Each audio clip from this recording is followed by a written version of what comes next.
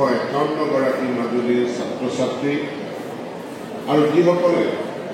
ছাত্ৰীয়ে higher secondary first division পাইছে, ছাত্ৰই 75% পাইছে, তেওঁলোকে বাণীকান্ত কাকতি বঁটা একখণ্ড স্কুটি লাভ কৰিব। 293গৰাকী ছাত্ৰ ছাত্ৰী আৰু ক্লাছ 9ত পঢ়ি থকা 2686গৰাকী ছাত্ৰ ছাত্ৰী,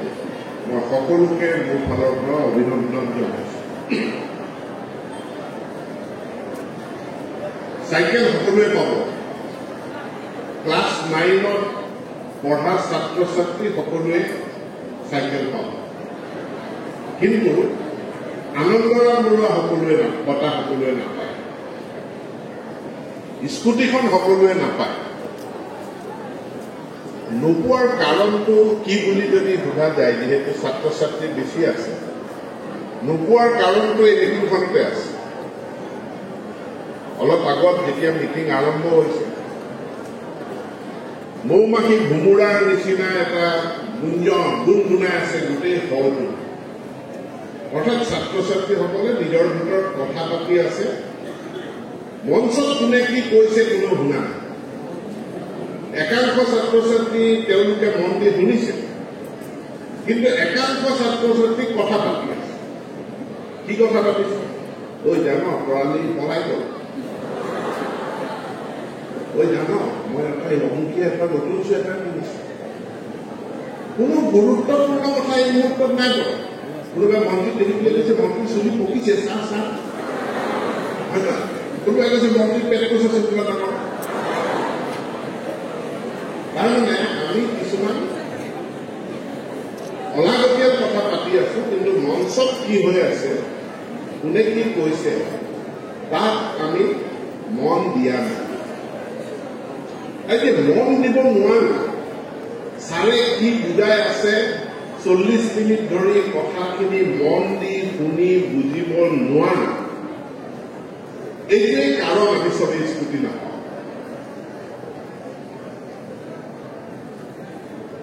মনটো, মানুহৰ মন ই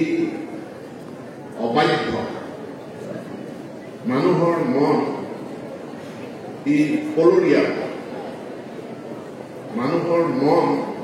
অশান্ত। মনটোক যদি শান্ত কৰিব পৰা নাযায়, মনটোক যদি নিয়ন্ত্ৰিত কৰিব পৰা নাযায়, মনটোক যদি শৃংখলিত কৰিব পৰা নাযায়, তেতিয়াহ'লে আমি মনোযোগেৰে কথা এটা শুনি বা পঢ়ি আমি তাক বুজিব নোৱাৰো। আৰু যেতিয়াই আমি বুজিব নোৱাৰো, আমাৰ পৰীক্ষাত নম্বৰটো কমি যায়। কাৰণ আমি উত্তৰটো ভালকে লিখিব নোৱাৰো, বুজাই নাই উত্তৰ কেনেকে লিখিব। প্ৰধানমন্ত্ৰী নৰেন্দ্ৰ মোদী ডাঙৰীয়াই সেইকাৰণে প্ৰতি বছৰে এটা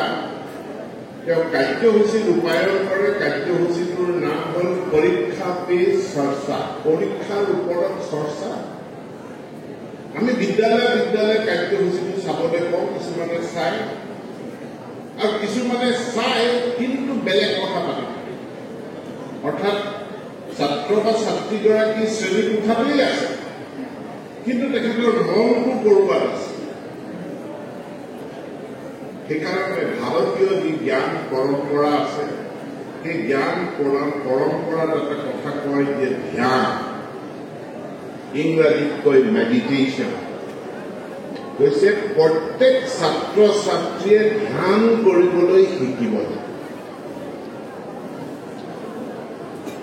বহু ছাত্ৰ ছাত্ৰী, প্ৰধানমন্ত্ৰী নৰেন্দ্ৰ মোদী ডাঙৰীয়া, মই নিজে পৰীক্ষা পে চৰ্চা যেতিয়া চাই আছো, তেতিয়া এটা সুন্দৰ উদাহৰণ দিছে ধ্যান কি বস্তু। এটা সুন্দৰ উদাহৰণ দিছে পৰীক্ষাৰ লগত সম্পৰ্ক থকা। মই কৈ দিওঁ,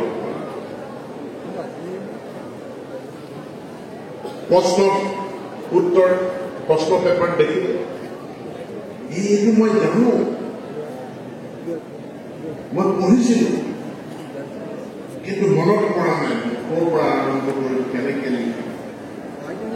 আপুনি জানে আপোনাৰ চকা মকাকৈ মনত পৰিছে,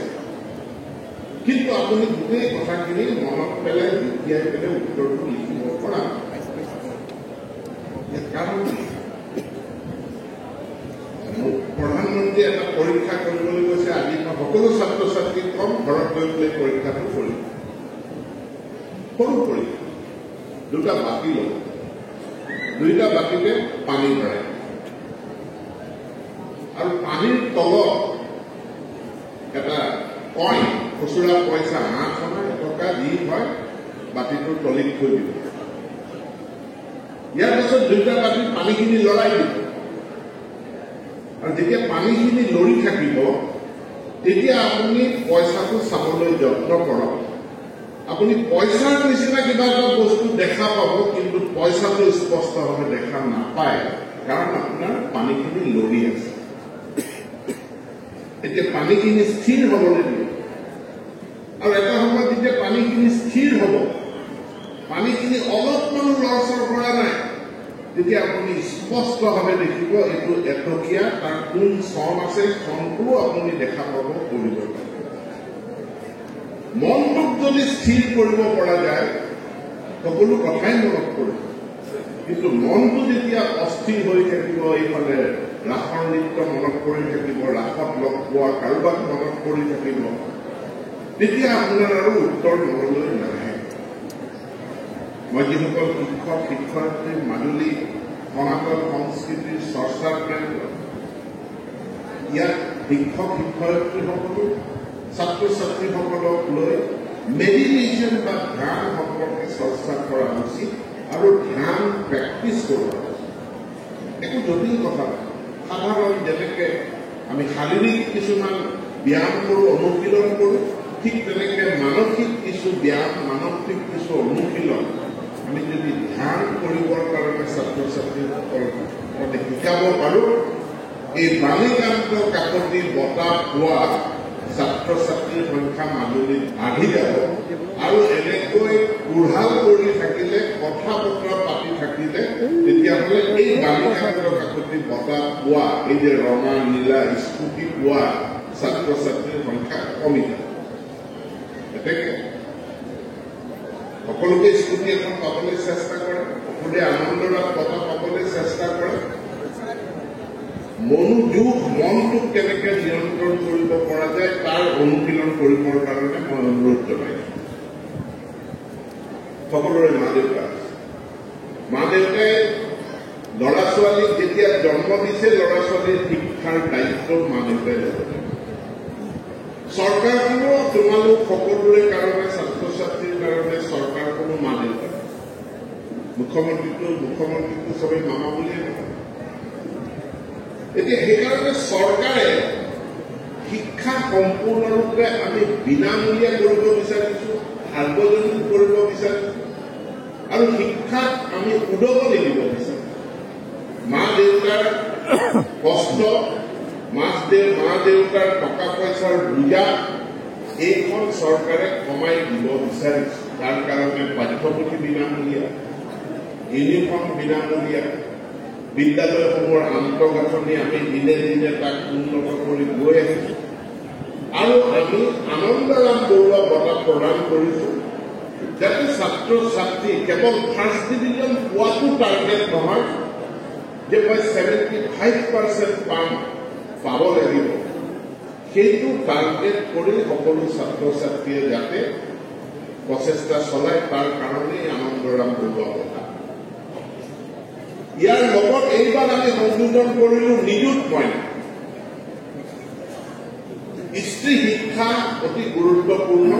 স্ত্ৰী শিক্ষাক আগুৱাই নিয়াৰ কাৰণে ক্লাছ 11ত এডমিশ্যন লোৱা ধনী হওক দুখীয়া হওক ফাৰ্ষ্ট ডিভিজন পাওক থাৰ্ড ডিভিজন পাওক সকলো ছাবজেক্ট আমি 1000কৈ টকা তেওঁলোকক মাহে প্ৰতি 1000কৈ টকা কিন্তু ছাত্ৰীগৰাকীয়ে যদি মেট্ৰিক পাছ কৰিলে হায়াৰ ছেকেণ্ডেৰীত এডমিশ্যন নলয় তেতিয়াহ'লেতো তাই 1000 টকাটো নাপাব হায়াৰ ছেকেণ্ডেৰীত এডমিশ্যন ল'ব লাগিব ল'লেহে 1000 টকা পাব হায়াৰ ছেকেণ্ডেৰী পাছ কৰি যিসকলে ডিগ্ৰীত এডমিশ্যন ল'ব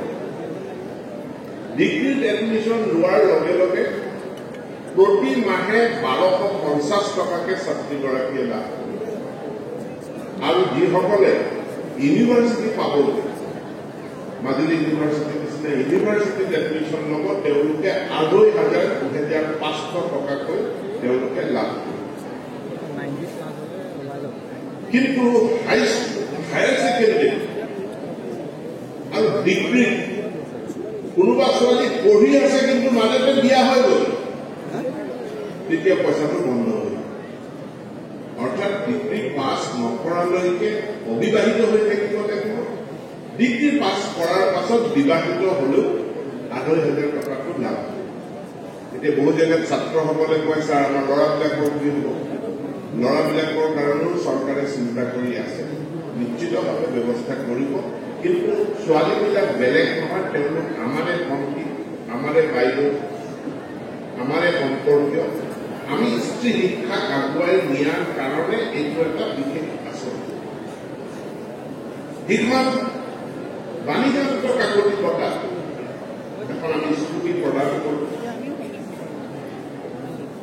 এই বছৰ চৰকাৰে সিদ্ধান্ত কৰিছে যে এই বছৰটোৱে শেষ বছৰ য'ত ফাৰ্ষ্ট ডিভিজন পোৱা ছাত্ৰীয়ে স্কুটি পাব অহা বছৰৰ পৰা ফাৰ্ষ্ট ডিভিজন হ'লেও স্কুটি নাপাব অহা বছৰৰ পৰা 80% পাব লাগিব ল'ৰা হওক ছোৱালী হওক 80% মাৰ্কছ পাব লাগিব তেতিয়াহ'লেহে স্কুটি লাভ কৰিব অন্যথা স্কুটি লাভ নকৰিব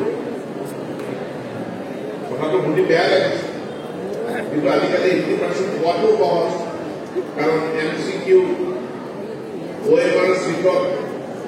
শৰ্ট কুৱেশ্যন আহে শুদ্ধ হলে সম্পূৰ্ণ নম্বৰ এতেকে প্ৰতিযোগিতাটো বাঢ়ি আহিছে প্ৰতিযোগিতাটো বাঢ়ি আমি এটা সময় আছে আমাৰ স্কুলৰ সংখ্যা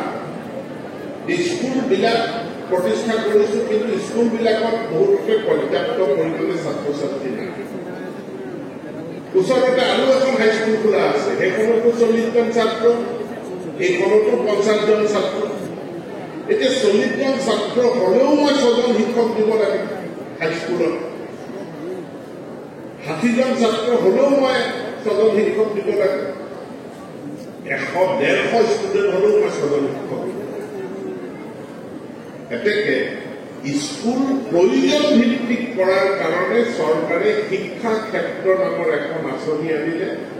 যিটো